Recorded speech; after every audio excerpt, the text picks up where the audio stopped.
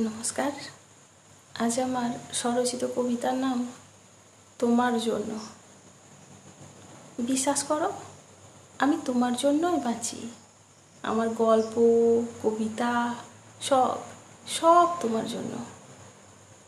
সেদিন তুমি যে কথা বললে, আমি লজ্জা পেয়েছিলাম ঠিকই, কিন্তু খুশি হয়েছিলাম অনেক। আসলে আমি তো এটাই শুনতে চেয়েছিলাম তোমার মুখ থেকে। কি যেন, সারাদিন কর্মক্লান্তির পর আমার দু চোখ যখন জড়িয়ে আসে ঘুমে, তোমার মুখটা তখন আমার চোখের সামনে ভেসে ওঠে। আবার আমার কলম চলে।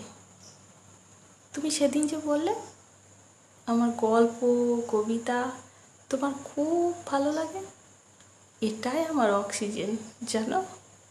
আমি তোমার জন্যই লিখি, তোমাদের জন্যই লিখি।